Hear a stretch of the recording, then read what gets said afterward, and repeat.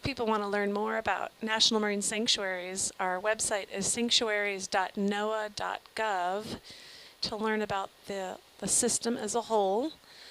We're really lucky on the West Coast in that we have 5 National Marine Sanctuaries, and that starts up at Olympic Coast, up off the coast of Washington, and then the Greater Farallones, Cordell Bank, Monterey Bay, and then to the south of us is Channel Islands National Marine Sanctuary.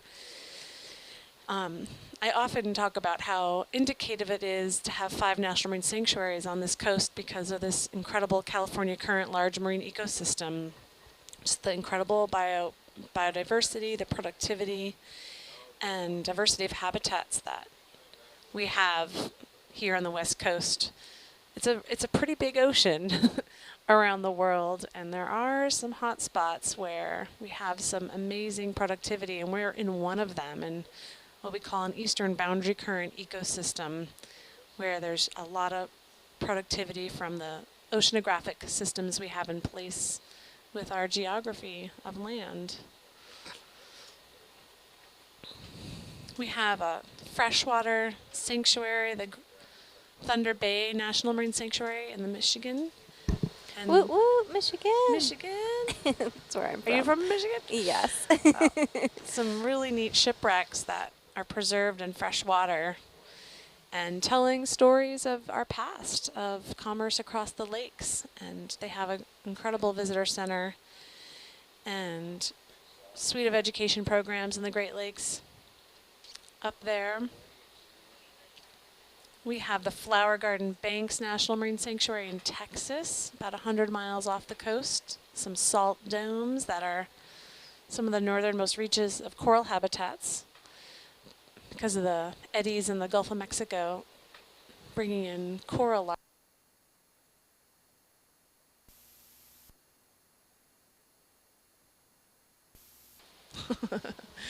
What else do we have on the East Coast? We have Stellwagen Bank National Marine Sanctuary off the coast of Massachusetts, and we're connected to that bank historically because the person that mapped Cordell Bank originally, and back in the days of the U.S. Coast Survey, Edward Cordell, he mapped Stellwagen Bank as well. And Edward Cordell was eventually memorialized by the naming of Cordell Bank on a chart.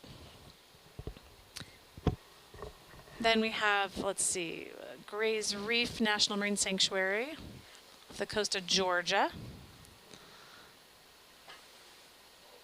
Florida Keys National Marine Sanctuary around the Florida Keys. And, oh, I'm sorry, yeah, the USS Monitor. Ooh, oh, thank you for that, Wayne. We just got a nice image on the screen of the sunrise. Ooh, beautiful. Oh, and the water looks so beautiful outside. It's laid down so much.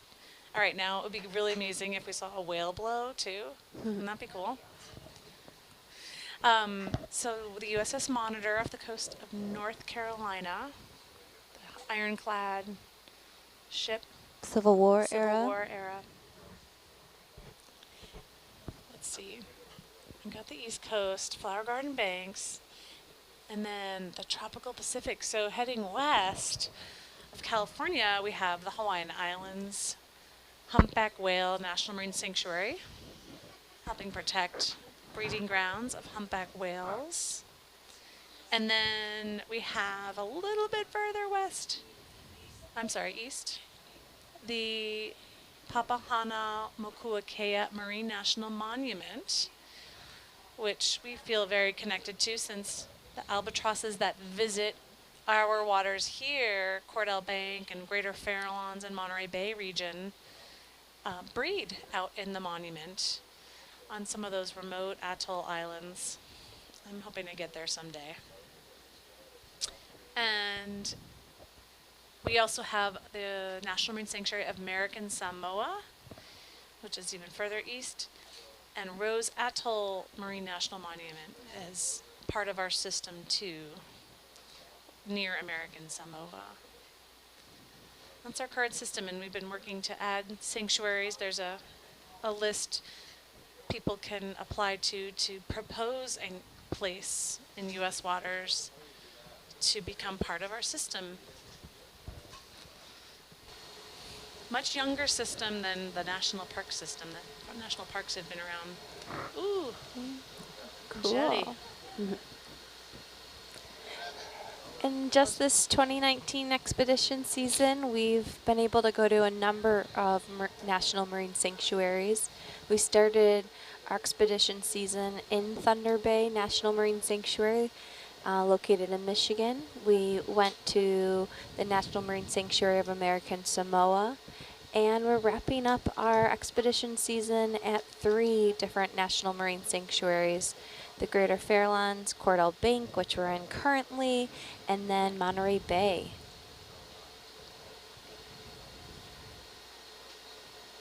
So the EV Nautilus has great interest in operating expeditions in these areas to help expand our knowledge and protect and manage these sanctuaries as needed.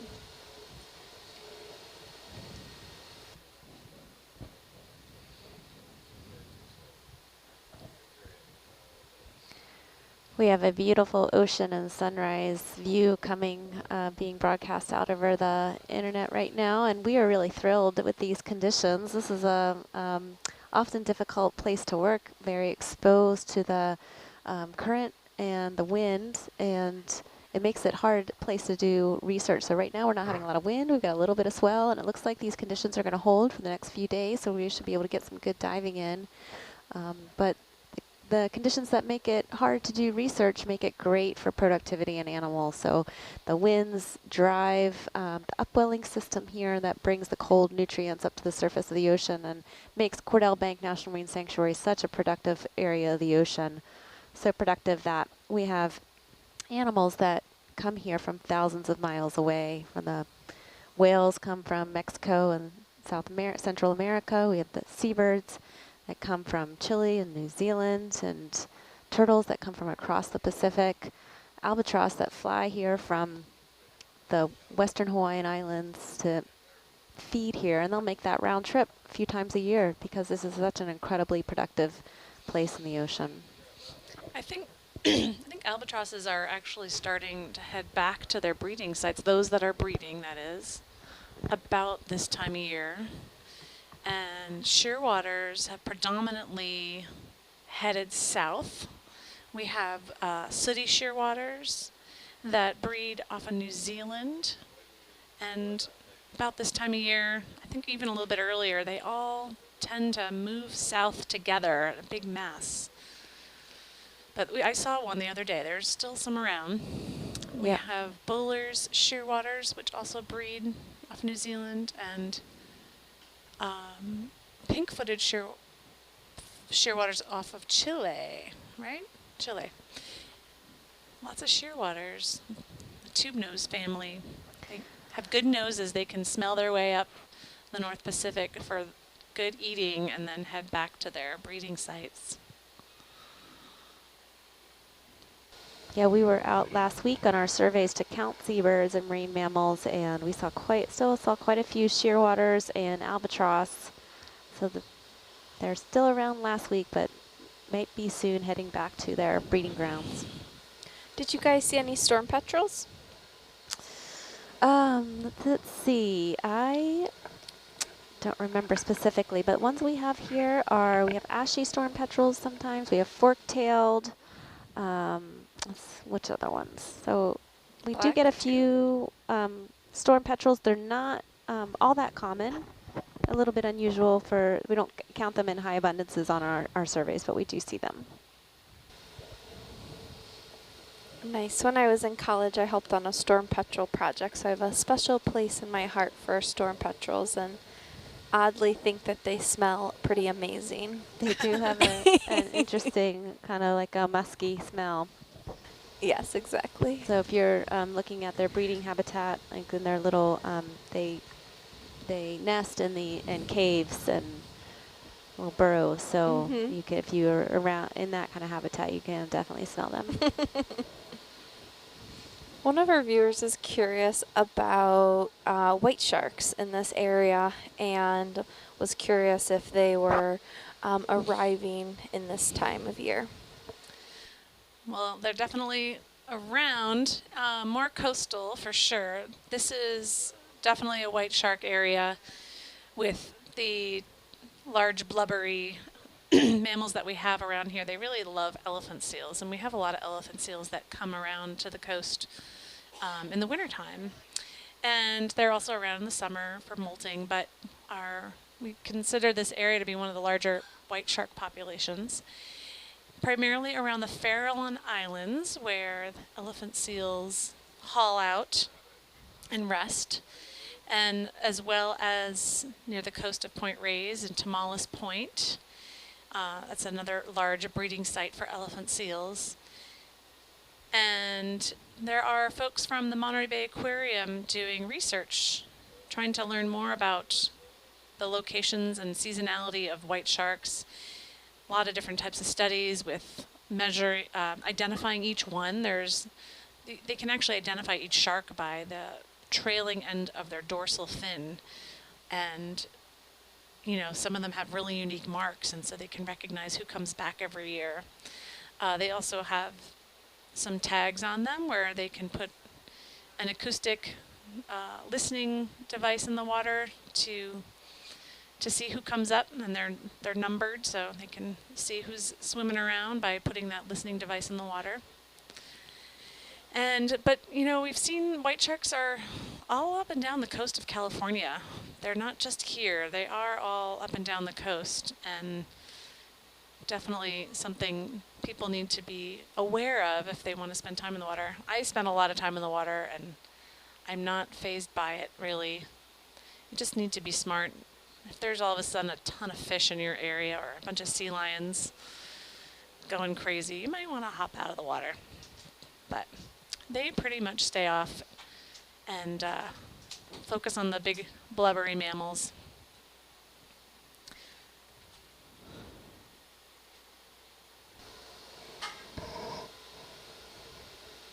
Salmon sharks are another species that we have in our area that I think gets less attention, but is also another shark predator that we transits up and down the coast, and and thrasher sharks too.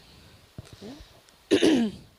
Somebody sent me a picture of a baby thrasher shark that washed up on the beach.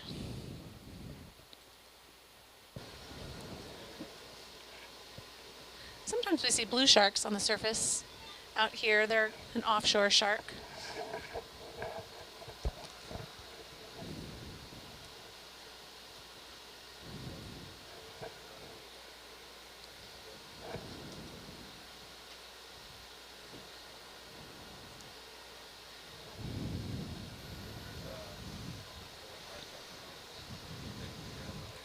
Well, sharks are one of my favorite animals, and I definitely feel like this, research in the Greater Farallones is important for us to better understand some of the behaviors and to also help rectify some of the myths that we have. Yep. Hold on a second. Got some morning stuff in my throat. Some of the sharks we have here are rather large, 15 to 18 footers. The females are always a bit bigger and have been well studied. We have folks at the Farallon Islands, which are U.S. Fish and Wildlife Service. The islands themselves are a national wildlife refuge. And they partner with Point Blue Conservation Science to study those islands, study the wildlife, the birds, the mammals, the terrestrial, and for a while they were documenting shark events around the islands. I don't know if they're still doing that, but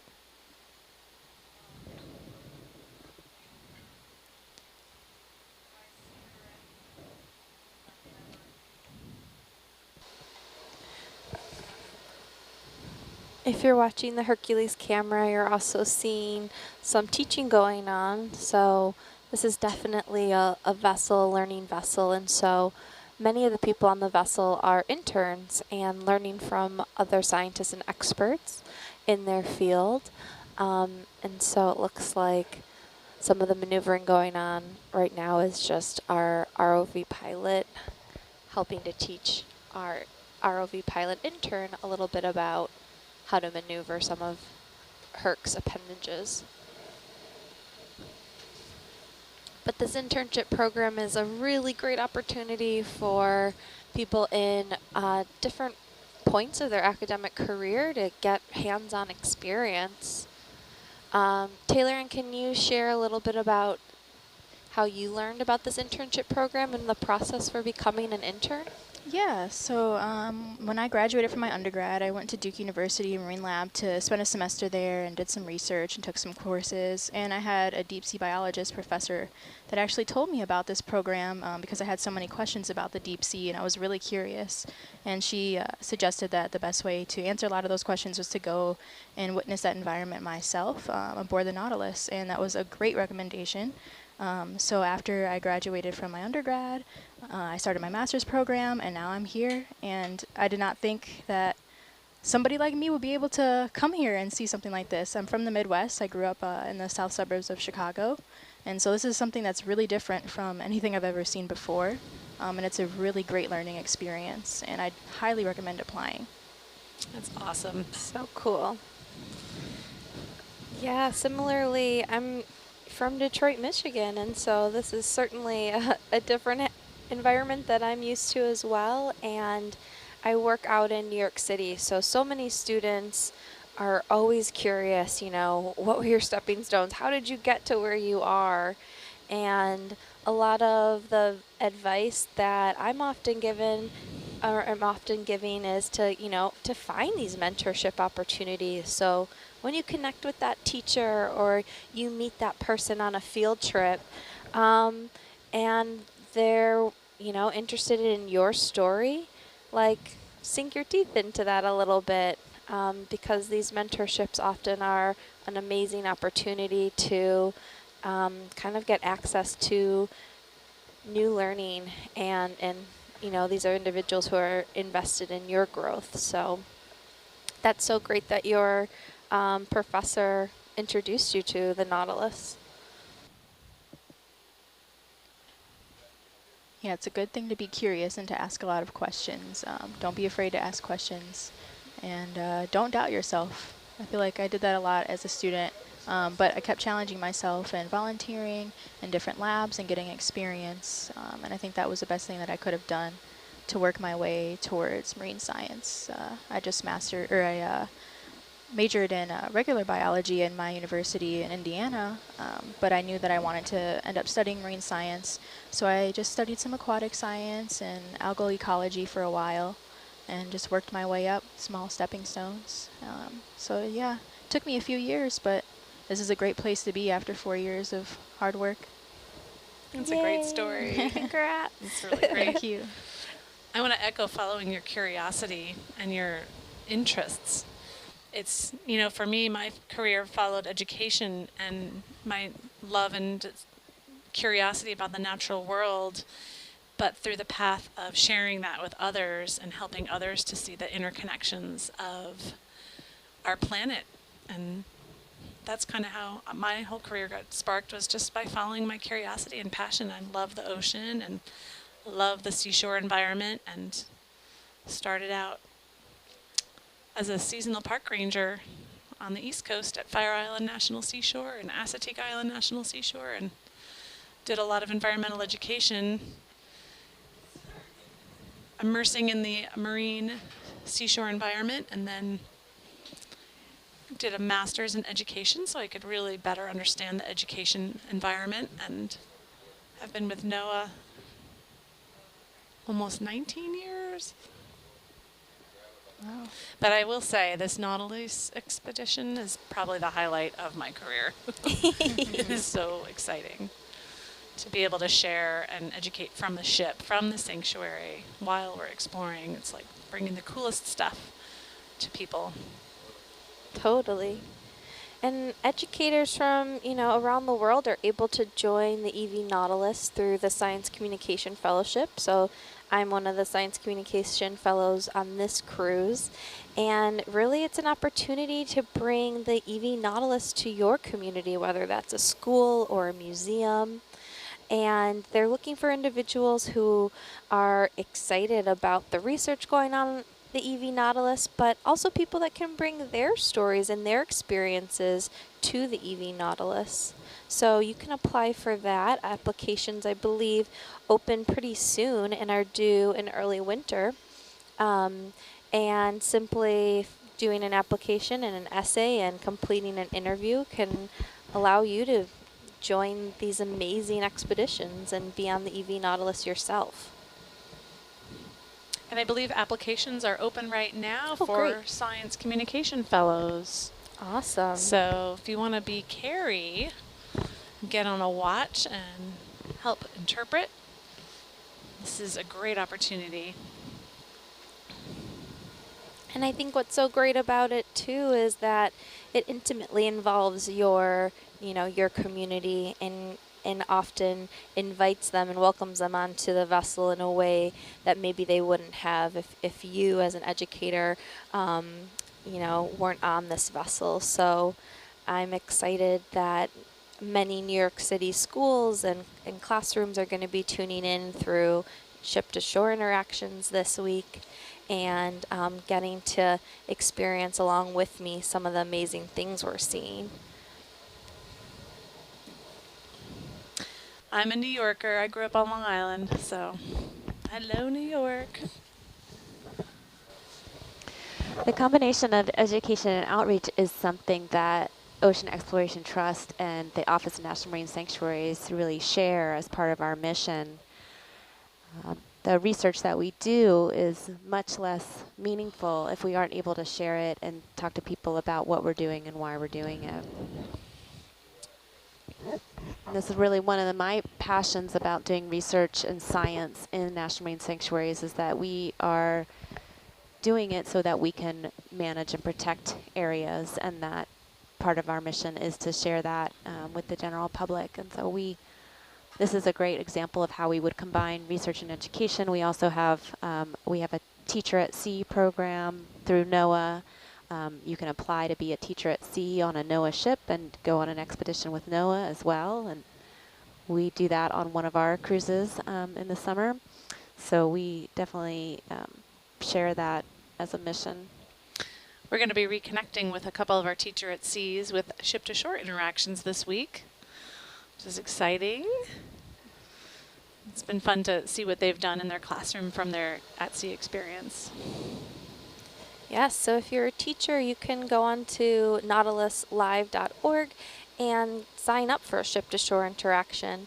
Again, we'll be doing expeditions for on this trip until Friday, and then we'll be continuing on to Monterey Bay until October 19th. So there's still some time to welcome scientists from the Nautilus directly into your classroom and have an awesome conversation with them.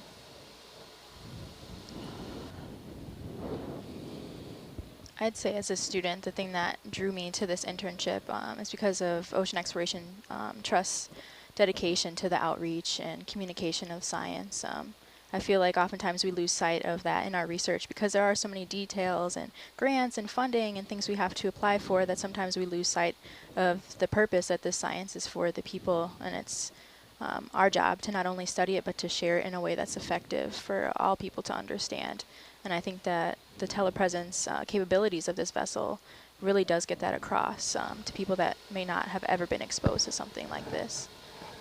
And I think that's one thing that I'm really excited about contributing to, being able to have a platform to give a voice to people that might not have previously had one. It's pretty great that this organization is so dedicated to the science as well as to the outreach and communication. Agreed. Taylor, and I'm going to have you join some of our ship-to-shore interactions then. Sounds great. I'm ready. And one of the previous Science Communication Fellows is also now helping out with data collection. Yes. So she's also getting into the science aspect Yes. of these expeditions too. Magda. Yeah, Magda Flores. Yeah, she was here last year doing science communication. She was an intern. Yeah, now she's a science manager in training. That's great.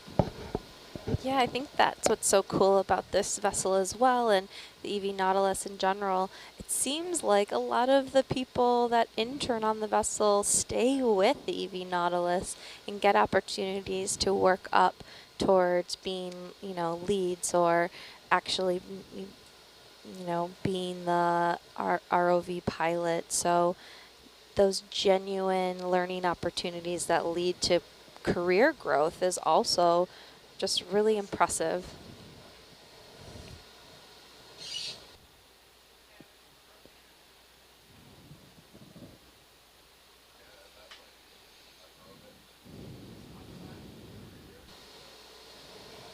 And just to remind people of this vessel and this team that we're part of, so the EV Nautilus is 211 feet, and it is run by a group of scientists, 31 of us, as well as 17 crew that are helping to maneuver and navigate the ship, as well as helping to cook delicious meals that we all look forward to. So this is truly a team effort and a diversity of different backgrounds and expertise that make this all happen.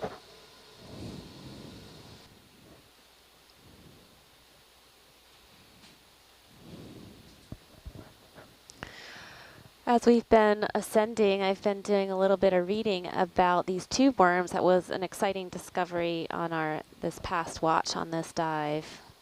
Potentially the species Lamella brachia. It looks like they've been found in the Gulf of Mexico, and there they were found at shallower depths, 500 to 800 meters, whereas we were at about 1,700 meters or so. So quite deeper, and I have a lot more to learn, but they look really interesting, including that they extend, I think Miles mentioned while we were there, that their roots can extend quite far into the substrate. And this article I was reading indicated at least a meter into the substrate the roots can extend, and that's how they access some of the sulfates that they process through their body and metabolize.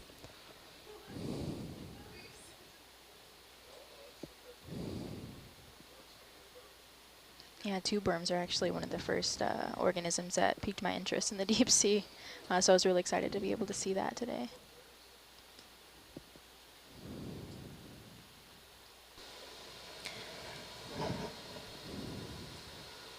Miles, I know you've been on a lot of different expeditions with EV Nautilus. It seems like you've also learned from a lot of your peers and other scientists. Can you share a little bit more about your story and why you keep on coming back to EV Nautilus?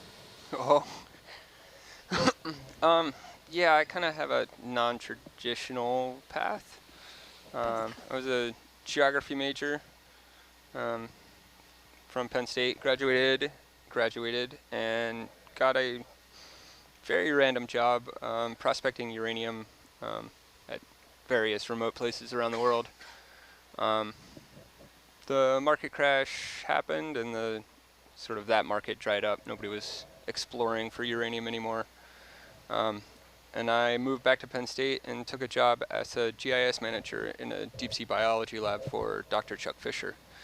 And that sort of really exposed me to deep sea exploration and the life of a deep sea tech or deep sea scientist. Through the course, the 7 years that I worked with Dr. Fisher, 3 of those years I was working on a consortium called EcoGig, looking at impacts from the BP spill on deep sea corals in the Gulf of Mexico. And we ended up contracting the Nautilus for 3 of those years to do our science. We had something called Beast Cam, or the BFC 6000, which is it was a Canon T6D inside a titanium pressure housing with some deep sea power and light wing lights on it, so we could get some nice high-resolution, close-up profile images of these corals and actually count polyps and study sort of on a polyp by polyp level the impacts of the spill. And then he was set to retire, and one of the main lead navigators out here was graduating with her PhD from Rhode Island, and I sort of seized the opportunity to literally jump ship. And I've been contracting with the Nautilus for the last 3 years. Amazing. And have you always been a navigator on the Nautilus? Yes.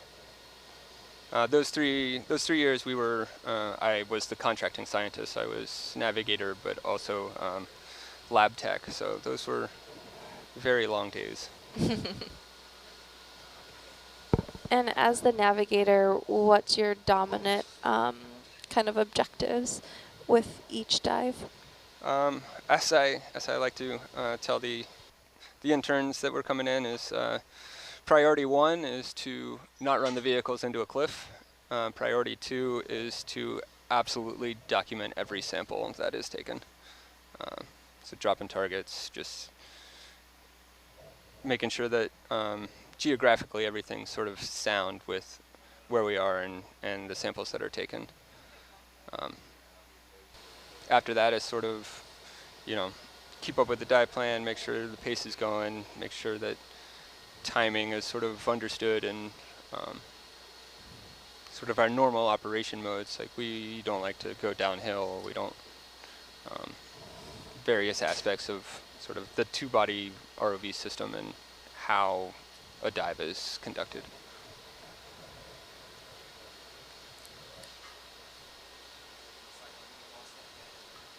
Got it, so you're very versatile. Thanks.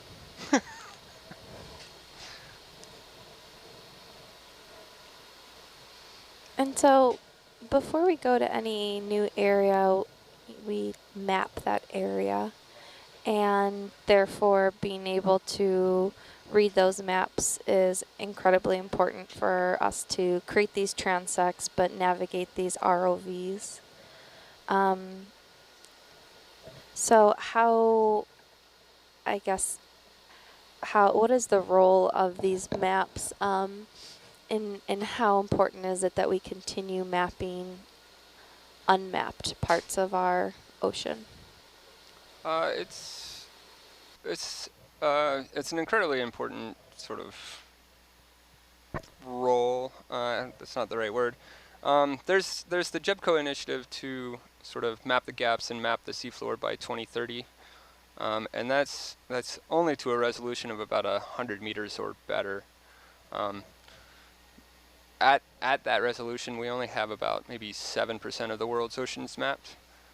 So there's a large gap in sort of what we can visualize on Google Earth, which is sort of kilometer plus resolution, to then get it down to sort of operational scale, or what Seabed 2030 is looking for at roughly 100 meters.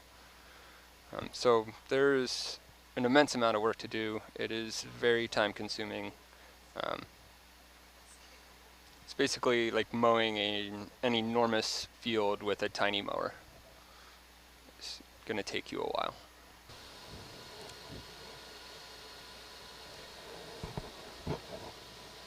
So interesting, though. As for sort of dive ops,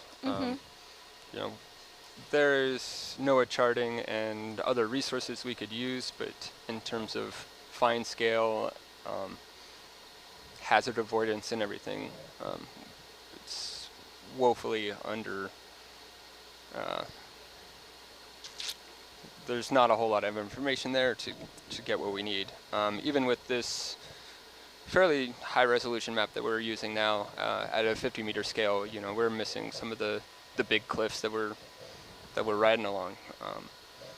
We're mainly, we have a general idea of what the bathymetry is, but we're still mostly navigating by sonar and sort of adapting on the fly.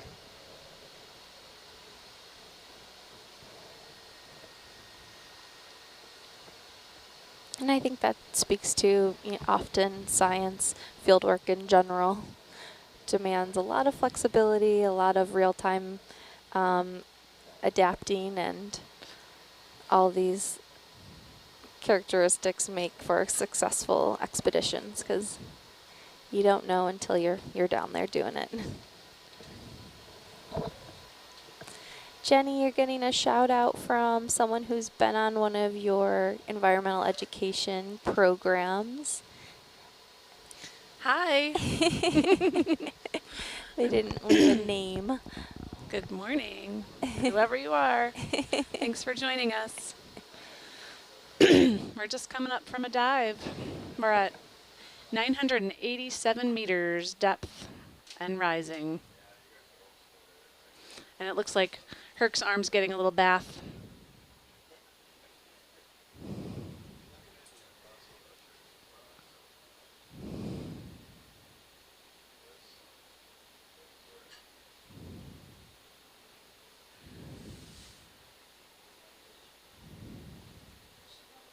And we have a stowaway crinoid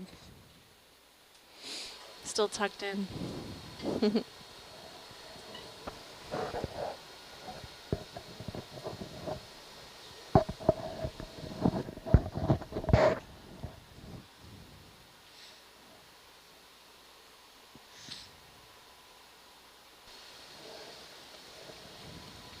One of our viewers is saying that he, after listening to Taylor Ann, wishes that perhaps he pursued his education a little differently, and would have loved to have gotten involved in deep ocean science.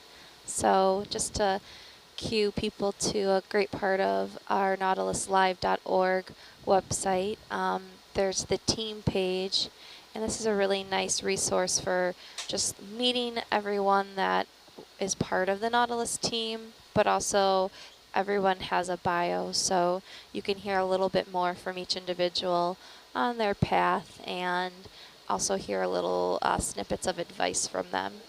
Yeah, and never give up on your dreams. Even if you didn't take the traditional pathway to get here, you could still get involved. Like mentioned, going on the website, educating yourself. We have tons of video footage for you to look at, tons of materials that you could read. You can get involved as a science communicator. Just take your time to figure out how you can contribute in other ways. It doesn't always have to take the traditional route to get here.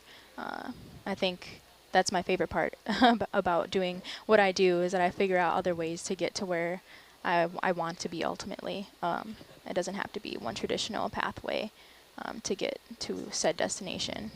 You often learn more taking the curvier pathways than just taking the straightforward route. So yeah, don't give up. Just keep looking into the information that you're curious about, keep reading up on it, and look for ways to get involved as a communicator or educator, or even take classes. I know National Geographic just opened some courses online for like ocean science and conservation that you could take that are free and available to the public. I think they added like maybe a few courses recently within the last few weeks, so you can check that out as a resource to get trained and learn a little bit more about ocean environments and conservation.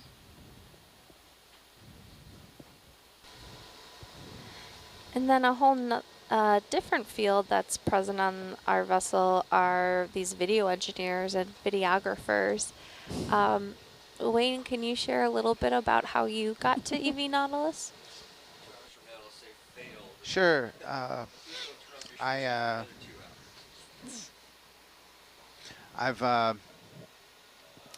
actually found myself in, I got my Bachelor of Science in Physics from Rose-Hulman Institute of Technology, and actually was a little disappointed. I wasn't accepted to the graduate schools of my first and second choice, and I had a life decision to make, which was to either push through with the graduate schools that did accept me, or to enter the workforce and start paying down my undergraduate debt. And that's what I did. I entered the workforce, and I ended up finding that I could make the most money with my computer background and my computer skills. So ended up working for a cruise line industry in Fort Lauderdale. And from there, I was very fortunate to join them when I did, because they were building new cruise ships. And this was in the 2005 timeframe. And I convinced them that they needed internet cafes on board their new ships. And they pretty much let me accept responsibility for the project of designing and installing the internet cafes on the cruise ships. So did that, and then of course traveled to lots of shipyards and traveled with the cruise ships, and kind of got the travel bug at that point. From there I found my way into the yachting industry, and for 10 years I worked on Paul Allen's fleet of private yachts, making sure his technology problems were all met. And he had quite a bit of technology squeezed into those vessels. And from there, I just developed a reputation in the industry as someone who works well at sea with technology. And then Ed McNichol, who is the video operations manager of OET, had an opening on board here this summer, and through mutual contacts, he knew I was available, and yeah, he asked if I'd be interested, and I was most certainly interested, and very glad I accepted the challenge to come out here and learn the video side of things that are done out here. And that's how I ended up on board. Super interesting. I love how so many of these scientists in different fields, we often connect on our love for travel and how these projects can help us to go around the world. It's definitely a big perk of field research as well.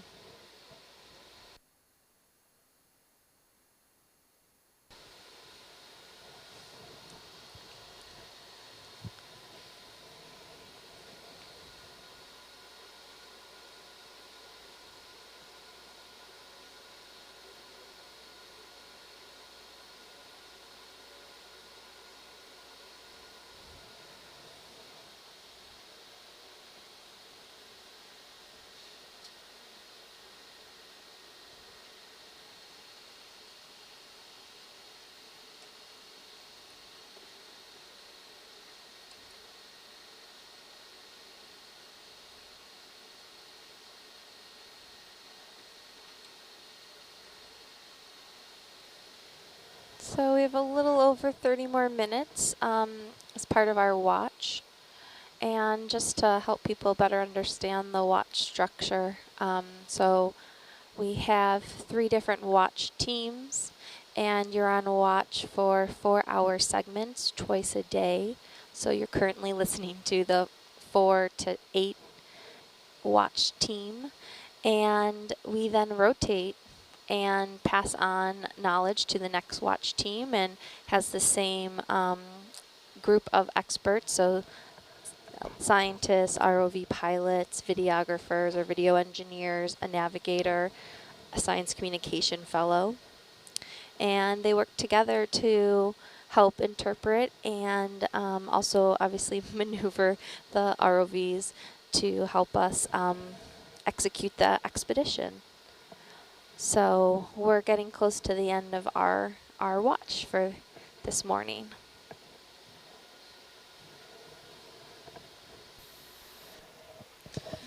Yeah, I'm not so sure we're going to be handing over. I think we're just going to finish the recovery process. Okay, great. And because I think we're going to be at a part in the recovery process that'll be a little difficult to shuffle people in and out. Okay, so likely we'll be closing out today's expedition on Box Canyon, and then your we'll be starting a new dive later today in the Greater Fairlawn, so we'll be in transit for a few hours. And you can stay up to date with that expedition by following our Twitter or by tuning back into nautiluslive.org. I think the plan is to transit up to the South Arena area today, hopefully diving later this afternoon, maybe around 4.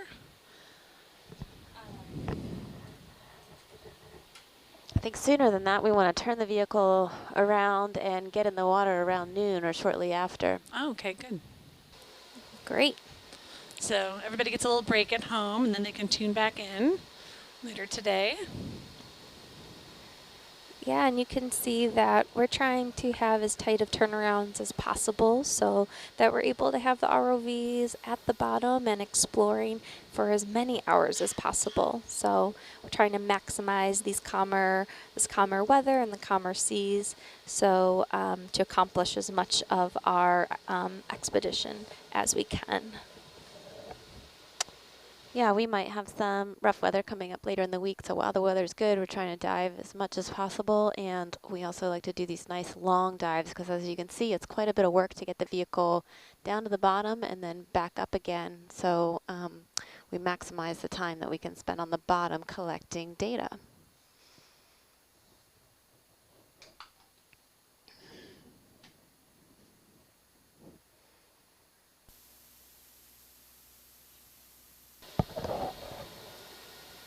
So for new viewers, yes, we are ascending. We're at approximately 825 meters, and we're heading back up at the conclusion of our Box Canyon dive.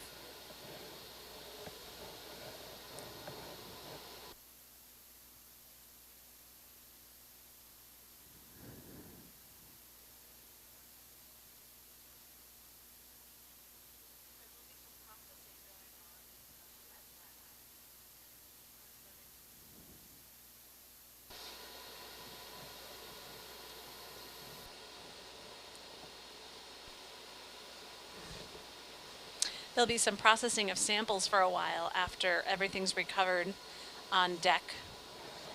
I think there's a view on the quad where people can see what's happening in the wet lab when we start processing those, but that takes a couple hours to get everything labeled properly, stored in the right area, documented. Yeah, I'll put the wet cam lab up on the quad once the vehicles are secure on the deck and people start retrieving the samples and processing them. So if you're working in the wet lab, be mindful that the camera will be live. Yes, we have cameras throughout the vessel on different decks, in our wet lab, obviously in the control room, and then of course on our ROVs. But this allows for people watching to see the whole process, from us retrieving ROVs to then retrieving our samples.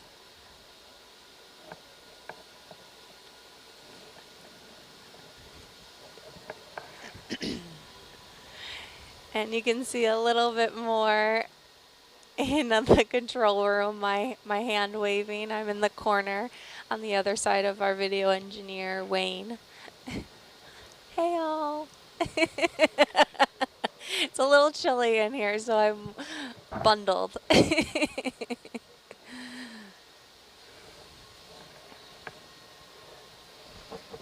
Yeah, I attempted this shift in just a t-shirt, and that didn't last. I had to run down and get a fleece. Yeah. I bet that kept you awake, though. It did. He assured me when we sat down they had 2 t-shirts on, so he was Yeah. fine. I said, nope, I don't get it. Nope. Seeing some neat gelatinous stuff pass through the camera Yes. as we're rising up. So many cool jelly-like animals, plankton. Yeah, I think plankton are, one of the MVPs of the ocean, providing tons of food, but then also phytoplankton providing us with, a large majority of the oxygen that we breathe. So although they're often microscopic and we can't see them, they're super important to the health of our ocean ecosystem and to the, greater health of our planet.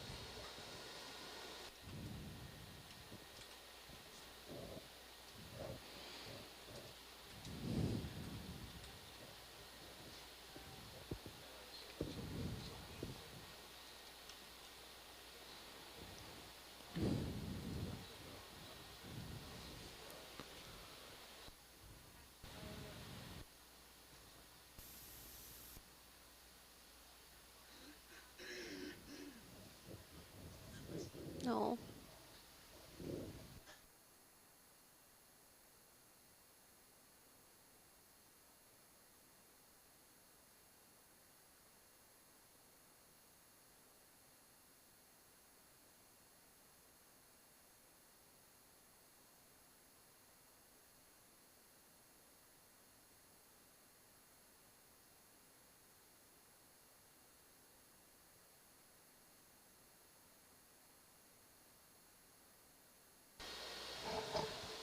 So one way that these ascents are also used is it's a great time to kind of have additional learning opportunities. So I've been just watching our ROV pilots talking and kind of sharing tips, but I was curious if they could discuss a little bit more about, how do you work up to being the Herc ROV pilot and maneuvering those awesome arms and such. So for me, this is my third trip on Nautilus, second trip this year, but I work on a lot of other systems as well. So when I walk into this control room, it's very intimidating. There's hundreds of buttons in front of us, and it's really easy to press the wrong button. So one of the things we're doing now is just becoming familiar with the controls and what button does what, and when it's appropriate to use, for example, the auto functions, auto heading, auto depth versus auto altitude, and then being able to recognize on the graphical user interface, there's a lot of information there, so to know what sensor is valid, for example, our Doppler velocity log has 4 beams that need to have a valid return off the seabed and a valid acoustic return. And if it doesn't, and we engage the auto XY to hold the vehicle forward, back, left, and right, or the auto altitude, and those beams drop out, then the vehicle won't be able to maintain position because it doesn't have the sensor input it needs. So just being familiar with the controls and the data that we're being presented is a challenge when you first come in here. There's also, I think we counted the amount of monitors in this room at one point, but there's literally dozens of monitors, and we can switch the, I don't know, 9 or 12 cameras that we're looking at. So just to recognize what camera you're looking at and what angle that camera might be at is also something we need to become familiar with. So for me, by trading seats and poking the different controls and looking at the data in an environment where we're not worried about the vessel position or the respect of the position of one vehicle to the other, and achieving science goals, it gives us a chance to kind of explore things that we wouldn't normally be able to play with during operations.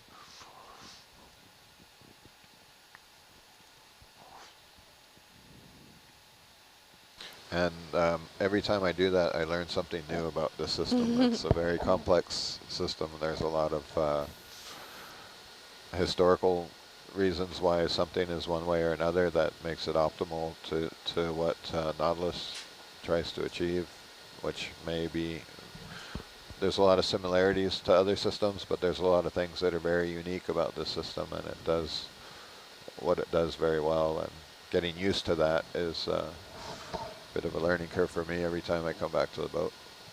Sure.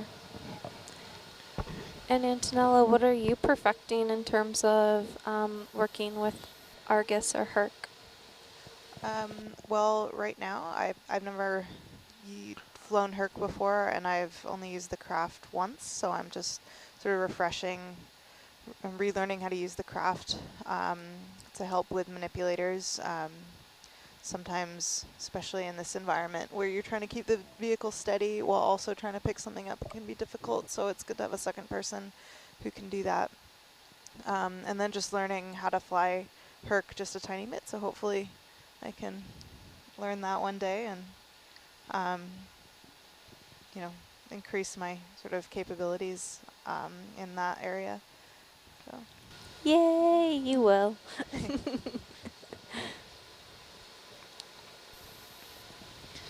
What's the process for ascending Argus and Herc together? Come back to the right.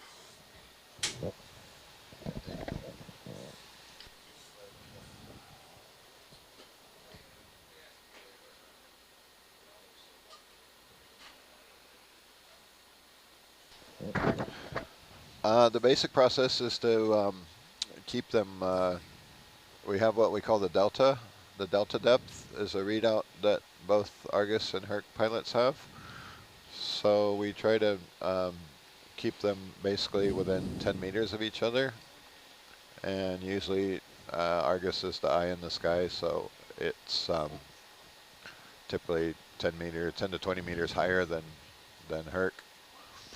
So on the way up, we're trying to balance the speed of the winch, which is lifting Argus back to the vessel, and match that speed with Hercules. But the winch can do 60 meters a minute, and Hercules, if you balance everything just right, the thrusters can do maybe 20 meters a minute, and depending on how many samples we have and how many rocks and how the vehicle's ballasted. And then the other thing we're trying to do is keep everything streaming aft of the vessel, so when we come near the surface, Herc is stretched out aft of the vessel and aft of Argus, and Argus is not being towed too far away on its wire by Herc. So it's a bit of a balance act as we come up to optimize our ascent rate, but keep everything lined up and keep them level. Cool. Thank you for sharing that. So I don't know if you can see the nav screen now, but that's what Antonella is doing. She's trying to bring Herc back to the south and maintain our rocketing 15 meters a minute ascent rate.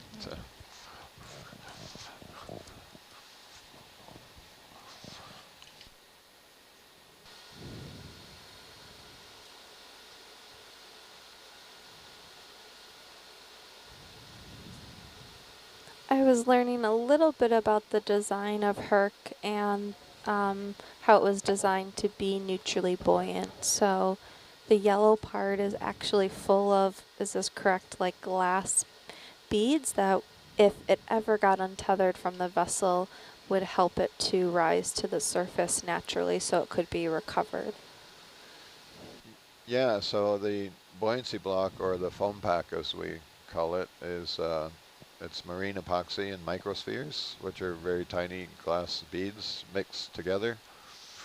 And different foam has different hardnesses, obviously, like a styrofoam cooler, or the cups that we take down shrink, down to thimble size. So there's different densities of subsea foam, but there's a trade-off. So the more dense that it's manufactured, the heavier it is. And the heavier it is, obviously, the more buoyancy you need. And then, so there's a set amount of buoyancy that Herc has. And then we have a spreadsheet that's rather complex. It has basically the weight in seawater of